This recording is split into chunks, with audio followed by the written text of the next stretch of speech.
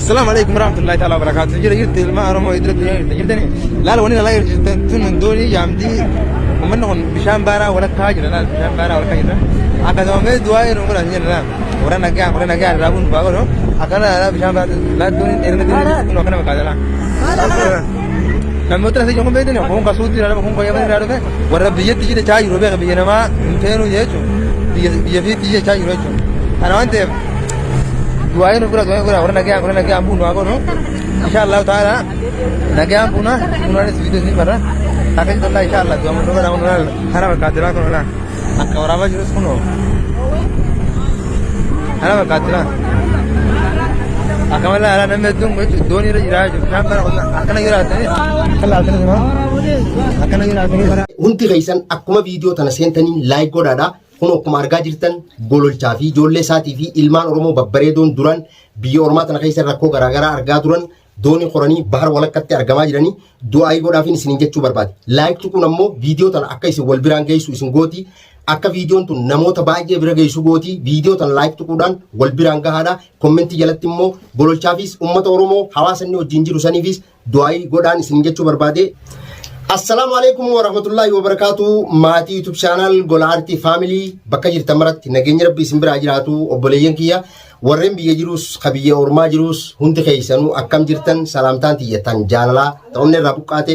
gaaraaf laga qaxxaamurtee isin bira haa geessu jecha eegaa obboleeyyan kiyya akkuma viidiyoo muraasa warrachi deebi'aa jiru agartan kanatti gololchaas akkasumatti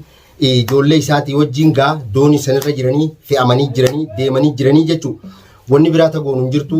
nagaa rabbi isaan haa galchu obboleeyyan kiyya du'aayii goonaa fi ammallee hundi keessan akkuma viidiyoo tana seentaniin laayik godhaadha. Kun akkuma argaa jirtan gololchaa fi ijoollee isaatii fi ilmaan Oromoo babbareedoon duran biyya Oromaa tana keessa rakkoo garaagaraa argaa turan doonii qoranii bahar walakkatti argamaa jiranii du'aayii godhaafin isiniin jechuu barbaade. Laayik tuquun ammoo viidiyoo tana akka isin wal biraan geessu isin gooti.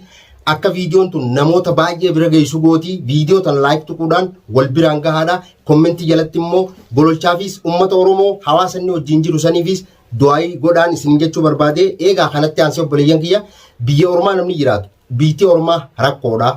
Rakkoo hedduu keessa dabreetti ilmi namaa kun gartee jireenya isaa kana baadhatee umrii isaa biyya ambaa tana keessatti rakkoo ajaa'ibaa keessa dabree umrii isaa fixu jiraa jechuudha. Hundi keenyaa akkasuma. Isinilleen akkasuma. Ammoo akkuma fedhe yoo ta'e wanni biyya fi gaatis hin jirtu biyya teenyaas rabbi haa tolchu eegaa irrina biyya teenyaatis akkanaaf akkana jennee hin dubbannu garuu waliigaltee dhabuun keenya biyya Oromaa keessatti illee wal jabeessuu dhabuun keenya wal cinaa dhaabbachuu dhabuun keenya wal miidhuun keenya hedduu akka Oromootti miidhaa jira akka Oromootti ani yoo lafaa ka'ee fakkeenyaaf nama tokko jechuun akkanumatti kaniin dhiibbaa irra geggeessee isa roorrisu taate ani fakkaataan akka biyyaattis ni heddummaata waan ta'ee jecha Oromoo wal jibbuu wal cinquu wal miidhuu waan garaagaraatiin roorroo hamtuu walirra raawwachuu fi jireenya namni tokko jireenya isaa kana keessatti tasgabbaahee jiraatullee wal dhoorkinee akkanatti biyyarraa wal baasaa wal faffacaasaa jirraa jechuudha. Kanaaf gaa gololchaa sababa inni asirraa deemeef hundi keessanuu ni beeytanii waan isarra tures ni beeytanii waggaa tokko ol geenyee jirra jechuudha. Waggaa tokko dabarree jirra jechuudha. Gololcha rakkoo akkam keessa akka ture akkasumatti immoo biyya Yemantana keessatti ilmaan Oromoo baay'eedha akkasitti walirra roorrisaa rakkoo garaagaraa walirraan gahaadhaa jiru jechuudha. Kana jechuun yoo namni tokko jireenya isaatiin tasgabbaa'ee rakkoodhaan dhuunfaa rakkootu uumamaa kana keessa immoo ilmi namaa yeroo jireenya isaa facaasee ilmaan isaatis fudhatee haala kanatti deemu hedduu baay'ee tokko nama dhaga'ama. Itti aansee immoo wanni jechuu barbaade obboleeyyan kiyya warri gololchaa eessa ga'e nasru maalirra jirtan akkam jirtan jettanii halkaniif guyyaa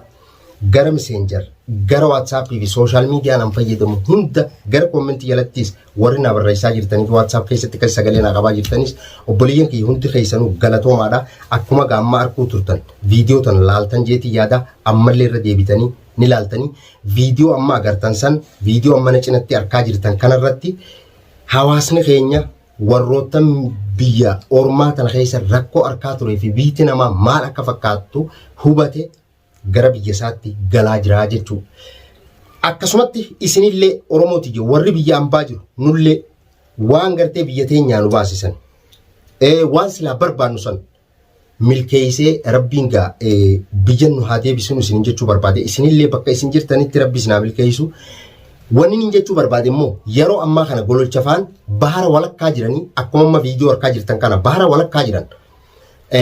Insha Allahu ta'ala yeroo gartee baharirraa gabbu'e yeroo doonirraa gabbu'e ilmaan isaatii fi isaa fi biinii fi ilmaan Oromooleen gabbu'an rakkoo isaan mudatees nagaa hamba'uu isaaniitis insha Allahu ta'ala dhaga'uuf teenya obboleeyyan kiyya wanni ani isinirraa barbaadu Nasroonarraa du'aayii qofaan ummata Oromoo ka doonirratti agartan kana akka cinaa dhaabbattan du'aayii teessaniin cinaa dhaabbadhaa hawaasni keenya hagartee doonii tana horee doonii walakkaa gara biyyaatti ichi deemaa jiru kun biyya isaatti nagaan galuu fedhaa isaanillee akkasumatti namni yeroo doonii gubbabbe yookaan bakka rakkoo takka yeroo jiru isaaf rabbii isaa malee wanni takka jidduun jirtu isaanillee akkasuma rabbi kadhachaa jiranii rabbi nagaan isaan kana biyya isaaniitti rabbi haa galchuu gololchallee bishaan ichi bahee kunoo gabbu'ee jiraa jechuu rabbi nu haa agarsiisu akkasumatti immoo gololcha akkuma gabbu'een viidiyoo nu maruutaa anilleen dhaamsatti dhaame itti himeetiin jiratti dubbadheetiin jira obboleeyyan kiyya insha Allahu ta'ala gaa obboleeyyan kiyya baatiin amma keesserrutuun ramadaana baatii ramadaanaa tana waggaa hunda jechuu yeroo hunda jechuu bahar qilleensi baharaa ni ulfaataa amma warroottan dhiyoo tana dooniin garaan galte san ilmaan Oromoo akkasi gartee reefka isaanii ol baasanii bahara afaanitti akkasitti wal cinaa ciciibsanii mataan irraan dhukkubeessan waan godhuu dandeenyu qabnu hunda isaanii rabbi rahmata haa godhuu fi yeroo baharaa tana as deemanii jechuu yeroo baharri ka'e hanaanii as deeman ammoo asirratti wanni jechuu barbaade isiin takka inni tokko asirraa biyya namaa jibbee achi deemaa jira rakkoo abbuma keessa seenee fi abbuma gartee biyyarraa bahee biyya namaa dhaqeetu beekaa jechuu rakkoo waan isiin taatee fi biyyi namaalleen maal akka taate nama biyyarraa beeka namoonni amma fakkeenyaa biyyarraa as deemaa jiran obboleeyyan kiyya as hin deemina akkanaaf akkana yoo ati jettee itti dubbattillee sin dhagahani jechuu walumaa galatti sin dhagahan maaliif bakka kana dhufanii arguu barbaadan deebi'ee immoo yeroo ammaa kana naannoo afaan baharitti hawaasa keenya hagartee achirraa gabbu'e isaa lafan beekne ha afaan hin beekne ha ifiifuu dheebuun itti jirtu ha beeltitti jirtu namnummaan Oromoo warrummaan Oromoo maallaqaaf janii araboota fa'aa wajjin wal tahanii dallaala jechuu dallaala tahanii nama nagahaan karaa deemu ha maallaqa isaa kafalatee doonii as bahee bishaanirraa gabbu'ee deemu nyaata si nyaachifna bakka feetan isin geessina hoottaa makiinaa bilaashitti isin korsiifna jechuudhaani if bira fidanii bakka gartee ifii galansa yeroo geessan uleedhaan ol laqan yeroo uleen ol laqan biyyattichi bilbilchiisaniiti uleedhaan iyyisiisaa tumaadhaa maallaqa 100 170 80 ha inni maallaqni gartee inni biyyarraa fudhatee ittiin beeku horii gurguranii waan doonii sanuu warri isaanii kafalanii jiran haareddachii gurgursiisanii hawaasa keenya kana miidhaa jiran namoonni kunis Oromoo warri kana godhaa jiru kun Oromoo wal nyaatullee rabbi nu garsiisinii Oromoo wal miitullee rabbi nu garsiisinii an Oromoodha jeellee himachuun fedhu warroota akkasiisa yeroon argee hedduu na qaanfachiisaa ammoo waan kana hanga dandeenyutti hawaasa keenya hachirraa hangartee biyyarraa biyya tanatti as deemu asin deemina jennee yoo dhorkin yoo itti dubbanne irra gaariidha firraa hambisu qabna namachi as deemu sana hambisu qabna biitii teenya daaba warqiidha biyya teenya geessu hin jirtu biyya barahaa biyya fokkottu amma dheengadda agartan torbaanuma kana keessa guyyaa 4 moo 5 dura jechuu agartan maal akka hojjetame maal akka ta'e agartanii turtan jechuu Suudii mootummaan Suudiidha hawaasa keenya isaanii bakka agartee isaan durooriyu ni tuman jechuu mootummaan asii ol dhorkaa sunis rasaasaan fixaa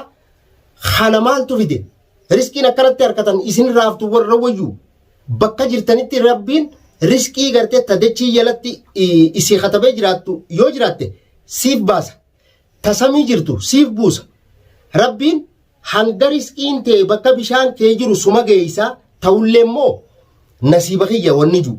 wanni kun nasiiba kiyya jee ibidda osoon ijatiyyaan arkuu itti deemuun rabbiin waan takka waan hamtuu tokko osoo agartuu ittiin deeminii je bakkatti lubbuudha sijjeessan jan bakkatti gartee namni dhumaa jira jan maaltu itti soofe maaltu itti si geesse riskii ta'e rabbiin bakka jirtutti siif fidaa biyyi teenyaas biyyarraa bahuu keenyaa huni kalanne duraanu takkasiitii Oromootiyya insha Allahu ta'ala gaa wanni viidiyoo kana qabadhee ol beef yaada isin keessa jirtan gololcha eessa ga'e yaada juufi hawaasni Oromoo keessaa hojii jirulleen kunoo viidiyoo irratti ni mul'ata. Kanaaf gaabboleeyyan kiyya inshaallah ta'ala nagaan galuu isaanii rabbi nu agarsiisu, rabbi nu dhageessisu, rabbi isin gammachiisu, isinillee waan biyya irraa baataniif isin milkeessee biyya teessanitti isin galchu, rabbi umrii isin dheeressu, haduuf rabbi namta haa godhu, hajiru rabbi umrii haalaatuu fi dhukkubsatu rabbi nu fayyisu. Oromootiyya gammachuu isaaniitiif walitti deebina, gammachuu isaanii rabbi nu dhageessisu. Hanga viidiyoo biraa viidiyoo gammachuutiin walitti deebinutti assalamu alaikum wa rahmatullahi wa barakatuh.